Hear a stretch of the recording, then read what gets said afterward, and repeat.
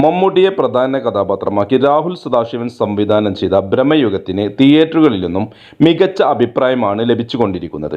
കളക്ഷനിലും ചിത്രം മികച്ച രീതിയിൽ മുന്നേറുന്നുണ്ട്. ചിത്രത്തെ പ്രശംസിച്ചുകൊണ്ട് പല പ്രമുഖരും രംഗത്ത് വന്നിട്ടുണ്ട്. ഓസ്കാറിൽ കുറഞ്ഞതൊന്നും ഈ മനുഷ്യൻ അർഹിക്കുന്നില്ലെന്നാണ് മമ്മൂട്ടിയെക്കുറിച്ച് സ്വാമി സന്ദീപ് ആനന്ദഗിരിക്ക് പറയാനുള്ളത്. ഇന്ത്യൻ സിനിമയുടെ അഭിമാനമായ മമ്മൂട്ടി ബ്രഹ്മയുഗത്തിലെ അഭിനയം കൊണ്ടും മറ്റു പല കാരണങ്ങളെ കൊണ്ടും സിനിമാ ലോകത്തെ തന്നെ ഭ്രമിപ്പിക്കുന്നു എന്നാണ് അദ്ദേഹം ഫേസ്ബുക്കിൽ കുറിച്ചത്.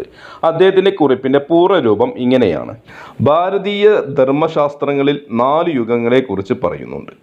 ആദ്യത്തേത് കൃതയുഗം അഥവാ സത്യയുഗം, രണ്ടാമത്തേത് ത്രേതായുഗം, മൂന്നാമത്തേത് ദ്വാപരയുഗം, നാലാമത്തേത് കലിയുഗം.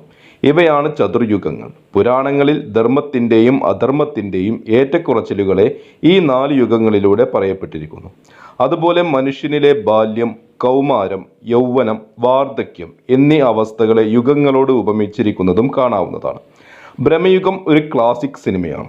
ഈയാംപാറ്റ അഗ്നിയിലേക്ക് എന്ന പോലെ സ്വയമേവ ബ്രഹ്മയുഗത്തിൽ പെട്ട് ഉഴലുന്ന ആധുനിക മനുഷ്യരുടെ കഥ. ആൽഫ, ഫ്രാൻസിസ് എട്ടിക്കോര, സുഗന്ധി എന്ന ആണ്ടാൾ ദേവനായകി, പച്ച മഞ്ഞ ചുവപ്പ്, അന്തർ ബദിരർ മൂഗർ, മാമ ആഫ്രിക്ക എന്നീ ക്ലാസിക്കുകൾ മലയാളത്തിനു സമ്മാനിച്ച അതുല്യ പ്രതിഭയായ ടി.ഡി. രാമകൃഷ്ണനാണ് ബ്രഹ്മയുഗത്തിലെ കഥാപാത്രങ്ങൾക്ക് സംഭാഷണം ഒരുക്കിയിരിക്കുന്നത്. മഹത്തായ ആശയങ്ങൾ ഗർഭം ധരിച്ചിരിക്കുന്നു. ഓരോരുത്തരുടെയും വാക്കുകളിൽ ഇന്ത്യൻ സിനിമയിൽ അഭിമാനമായ മമ്മൂട്ടി ബ്രഹ്മയുഗത്തിലെ അഭിനയം കൊണ്ടും മറ്റു പല കാരണങ്ങൾ കൊണ്ടും സിനിമാ ലോകത്തെ തന്നെ ഭ്രമിപ്പിക്കുന്നു. ഓസ്കാറിൽ കുറഞ്ഞതൊന്നും ഈ മനുഷ്യൻ അർഹിക്കുന്നില്ല. അർജുൻ അശോകൻ, സിദ്ധാർത്ഥ്, അമൽദ ലിസ്റ്റ് എല്ലാവരും അഭിനയം കൊണ്ട് പെരുമ്പറ കൊട്ടിയിരിക്കുന്നു. സംവിധാനവും ക്യാമറയും സംഗീതവും എല്ലാം നമ്മെ ആനന്ദിപ്പിക്കുന്നു.